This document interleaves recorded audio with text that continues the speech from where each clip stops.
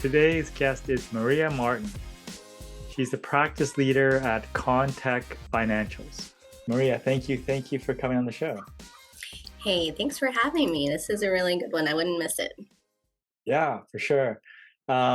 We met originally through Jesse's thing, right? Jesse's construction sort of what do you want to call it? I mean, Jesse calls it different things, but what do we want to call that? Like the meetings that we do once a month. I call it my tribe or free. What do they call free therapy? Free group therapy. Yeah, but it's really good, right? Because we're getting in touch with things that we were told were shameful or not professional and different things like that. And lo and behold, it actually turns out that they're the key to the future. So it's an exciting place to be, and I really appreciate the people that are in that space. Yeah, for sure. The future of construction. Before we go into the future or what you're up to now, I mean, tell me where kind of your sort of roots in construction or the trades started for you. Yeah, so I actually started at a roofing supplier, straight out of, we'll say, fresh from getting my degree, right? And they don't teach you any software inside school. They say, oh, you'll learn whatever the company you go to work for. You'll learn what they have. And so they actually did teach us a little bit about how to build databases and bookkeeping platforms and things like that, which I don't personally do, but I do have lots of respect for the folks that do. What I care about more is translating that information to the end user and helping that end user use the software. Yeah, for sure. So, being on the financial side and kind of, I guess, how did it progress? Your accounts payable, job costing, technology, is that kind of the sort of path for you? A little bit. So it was accounts receivable at the roofing supplier, and then accounts payable for a general contractor, and then job costing for that same general contractor. And then we'll call it technology, but it was Procore, right? And so what I was doing, or what I found that I like to do, was to help and serve in a manner in which I could help other people understand how to use this new platform that we all had, right? And we wanted to be in there and untangling things too. So I really kind of had a knack for that, and I just love to help. So that's where I put my energy. Yeah, talk to me about untangling. I mean, managing change or untangling things. What are things that helped you make that happen? Because not everyone's good at that skill. Sure, sure. I don't really know how I got. That's a good one. No one's ever asked me that. How I got good at untangling. I'd say I've always loved puzzles for sure. So that's a good one. And figuring them out, finding things. I'm really good at finding variances and just seeing them on a screen, right? And going, oh, okay, it's in there. And so it's just, I guess, just looking at it lots of times. And then the fact that I love a good mystery. So, walk me through, a mystery that you can share, and what's the solution? Yeah, yeah. So some of my favorite ones involve multiple platforms, right? So the idea is you hook everything up to the bookkeeping software, but the untangling happens when a mistake occurs, right?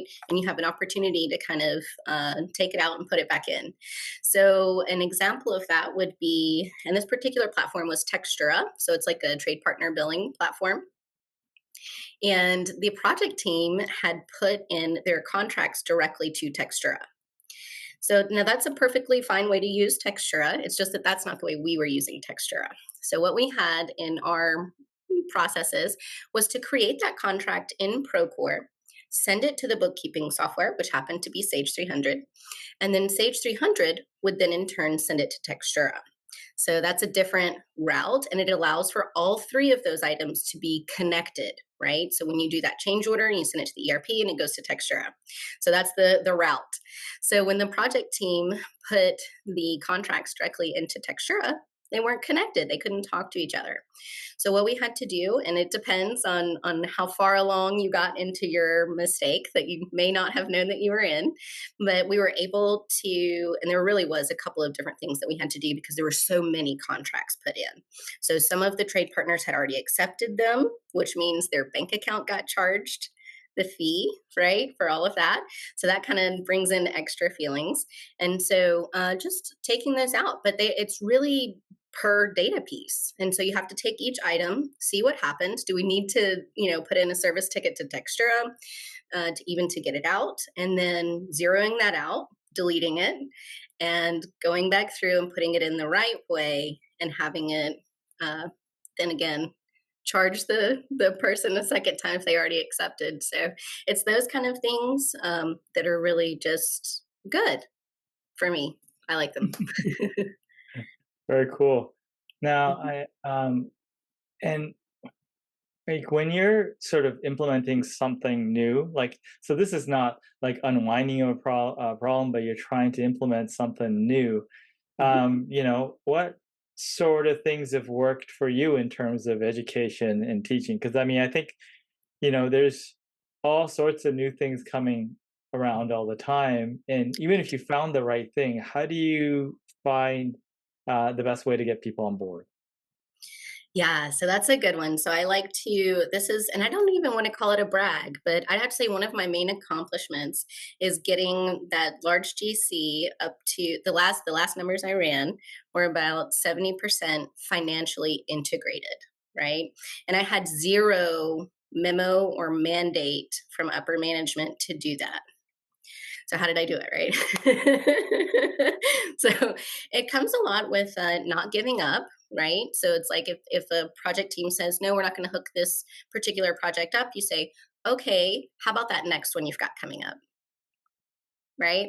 And so it's those little just not quitting, I'd say, would be number one. Number two, a lot of times what you find, and I think you're kind of hinting at it, is like the lack of knowledge that they need, right? And a lot of folks in construction, and this is no dig on anybody, but it's difficult for people, and I think this is probably true just in the world outside of construction, to ask for help or to admit that they don't know.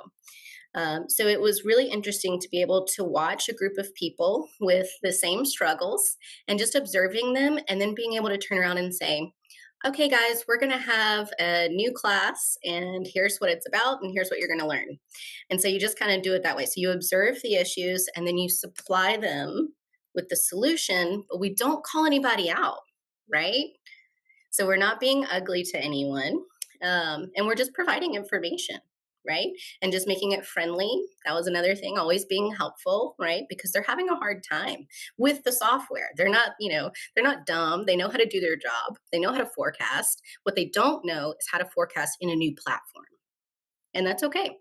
So that was another good one. Let's see, how else did I do that? I'd say buy in, which is hard because when you're looking at an entire organization, you need buy in, number one, from the field. Then you also have to have buy in from the corporate office, right? The folks who are looking at these reports that we're asking the project teams to turn in. And so that was a little bit where I was headed towards the end of my GC journey, was trying to, I had gotten the buy-in from the field, like, hey, here's what we're doing.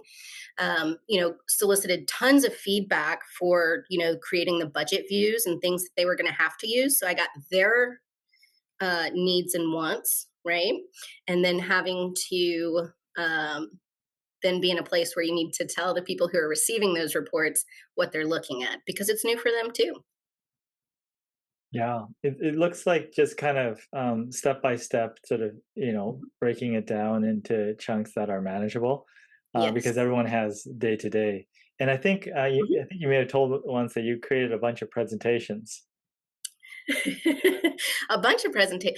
Oh, I think you're talking about. So there was a couple of classes in college where we had. There was one specifically where all we did was make presentations and then forced to present them to the class. So as far as my professional life, I think I've only used a PowerPoint presentation two or three times. I will say less than five. right?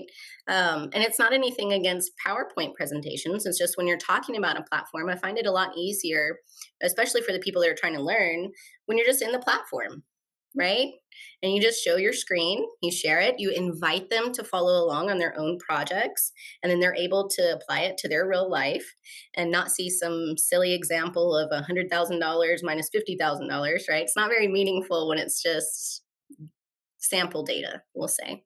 So, doing a lot of that. And one thing I forgot to mention before is that another approach that I thought was really good is doing it by department, right? Because when you're so big, there may be subtle differences, subtle to us, but not to the person doing them, that are different, right? Like your Florida office is going to have different procedures and things that Florida has to do that Alabama or Georgia, doesn't have to do necessarily. So that's another way to kind of, we'll say, skin the cat.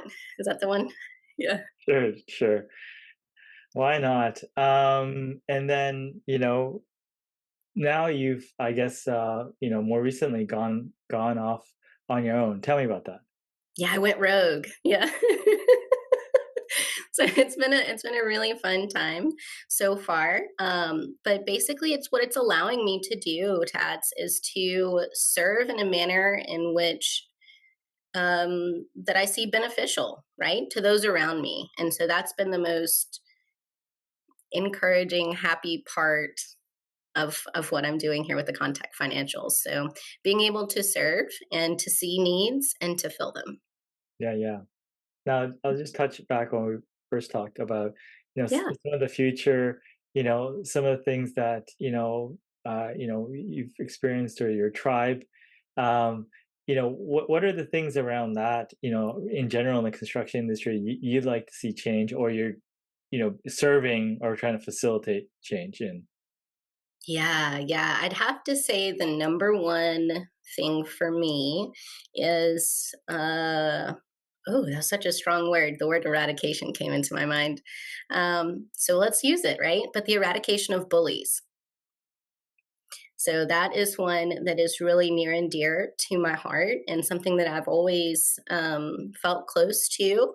And what the tribe allows me to do is to work on that opportunity with different approaches, right? Different thoughts. It's definitely given me a lot. I was already compassionate. I feel like I could register as that, but it's really exploded those kinds of things for me, right? The compassion, empathy, being non-judgmental, all the things that it takes to be not a bully. And I'm not saying that I've never been that person, right? Or even hung around those people because it's usually popular, right? We'll just say it out loud. So what I see in the world is that it's becoming less popular and people are battling that, even, people who maybe would have identified as a bully before, but they don't today, is because they've gone through that journey of meeting themselves, and then they're able to meet and see other people that are in that same part of their journey. Mm. So you said various strategies to sort of eradicate bullies. For Mhm. someone that's listening to this, that believes that that's a worthy, cause and wants to help, like what can they do? What can I do? That's a great one, Tats. I see it a lot with, especially the guys in construction, right? And they're starting to speak up for the women and things like that. So I'd say when you hear those kinds of comments, or you're in those groups, in those rooms, and someone says something that's distasteful, and instead of just kind of like, I call it like a polite chuckle, like a nice chuckle, like, oh, haha, right? Instead, don't laugh, right? It could be as easy as that. Don't laugh, leave the room, or just simply say, I don't think that was funny, right?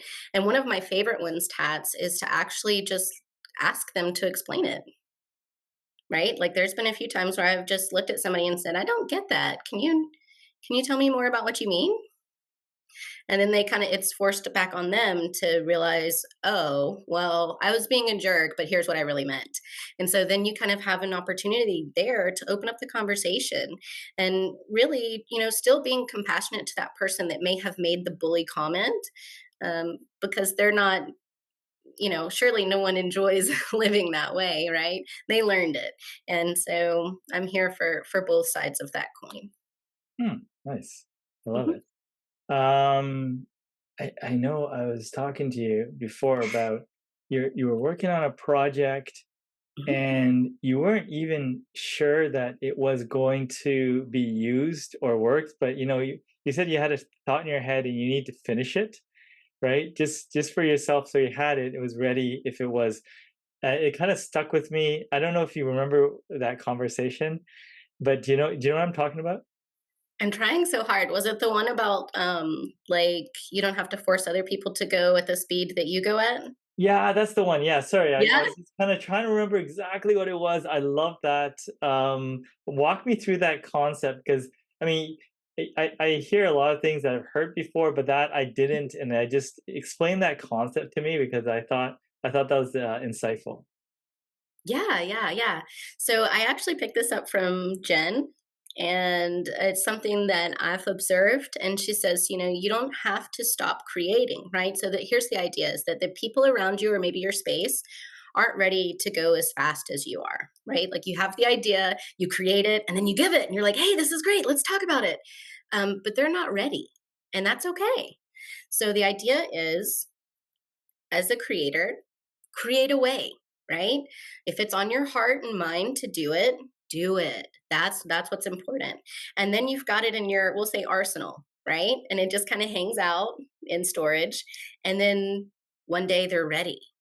And you can go, oh, this one right here, and you've got it right there. So I really enjoyed, and I observed it from her for a very long time. It was a difficult lesson for me, and I'm happy to be we'll say, at least on the peak of the other side of it. I may not be all the way over the hump, but um, that's a good one for me now. So just keep creating, just keep creating. It makes sense because it's so easy to get discouraged when you have an idea pop into your head and you try to get it out there, and it's not the right audience, it's not the right time, whatever.